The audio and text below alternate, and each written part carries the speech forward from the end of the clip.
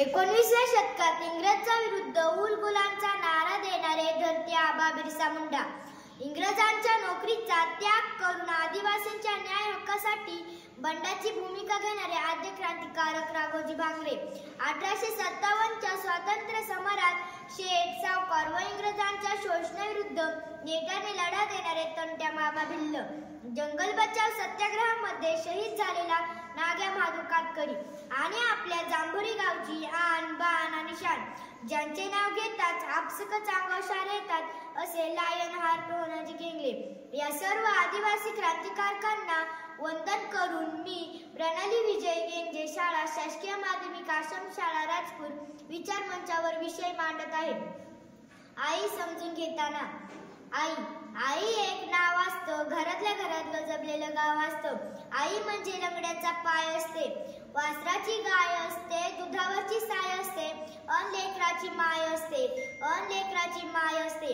आई असते जन्माची शिदोरी जी सरतही नाही अनुरतही नाही. आई असते जन्माची शिदोरी जी सरतही नाही अनुरतही नाही.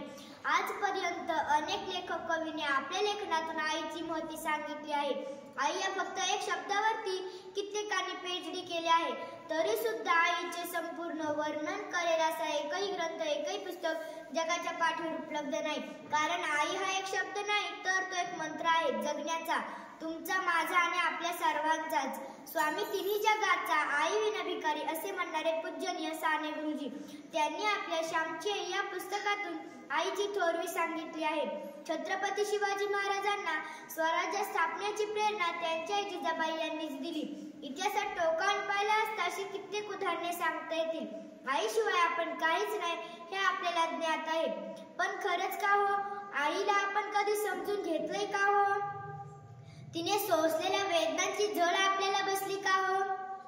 दिवसभर कष्ट करते तरी ती थकत नाही, कारण ती आई असते. स्वतःच्या इच्छा मन मारून कुटुंबाच्या सुखासाठी झटत असते, कारण ती आई असते. आपण आजारी पडल्यावर रात्रभर आपल्या उशाला बसून राहते, कारण ती आई असते. फाटलेले लुगडं ती शिवून पुन्हा पुन्हा वापरत असते, कारण ती आई असते. ठेच आपल्याला लागते पण पाणी मात्र तिच्या डोळ्यात येते, कारण ती आई असते. आपली मुलं खूप मोठी व्हावी असे जिला मनोमन वाटते, ती फक्त आई असते. आणि मी हे तुम्हाला सांगत असताना तुमच्या डोळ्यासमोर एक चित्र उभं राहिलं असेल, कारण ती फक्त आई असते. ज्या माऊलीने आपल्याला जन्म दिला, नेत्राचा दिवा आणि तळहाताचा पाळणा करून आपल्याला लहानाचे मोठे केले, त्या माऊलीचे, त्या जन्मदात्रीची अवस्था आज खूप वाईट आहे. मुलं मोठी होतात, नोकरी धंद्याला लागतात, स्वतःचा संसार थाटतात, तेव्हा त्यांना आपली आई एक अडगळ वाटू लागते. घरामध्ये पदोपदी तिचा अपमान केला जातो. मुलाच्या समोर सुनबाई म्हणते, सासूबाई तुम्ही शांत बसा, तुम्हाला काहीच समजत नाही.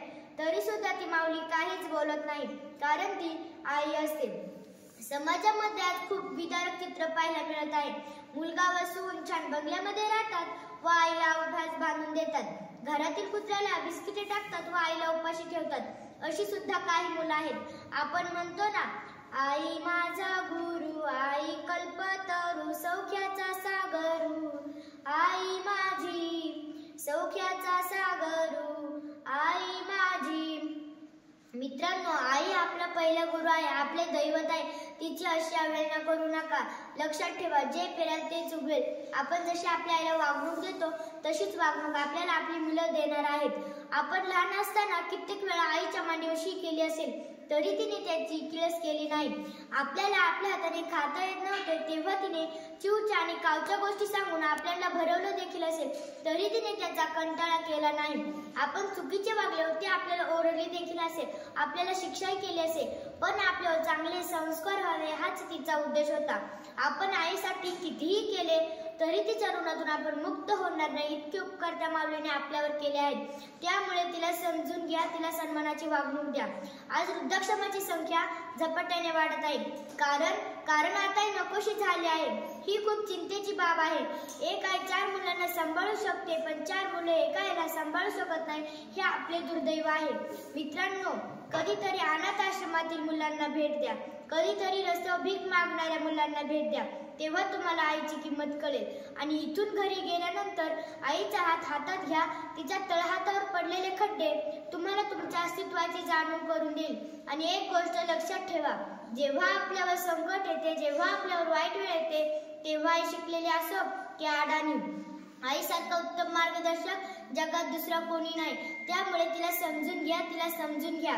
शेवटी जाता जाता 4 ओळी आपल्या सर्वांच्या आईसाठी, तिने केलेल्या त्यागासाठी, तिने सोसलेल्या काळांसाठी. आई माझी मायेचा सागर, दिला तिने जीवनाकार. आई वडील माझे थोर, काय सांगू त्यांचे उपकार. जीवनाच्या वाटेवरती किती असतो त्यांचा आधार. आई माझी मायेचा सागर, दिला तिने जीवनाकार. एवढे बोलून मी माझ्या भाषणाला पूर्णविराम देते आणि जांभुरी ग्रामविकास फाउंडेशनने मला या ठिकाणी व्यक्त होण्याची संधी उपलब्ध करून दिली, त्याबद्दल मी त्यांचे मनापासून आभार मानते. जय हिंद, जय महाराष्ट्र, जय आदिवासी.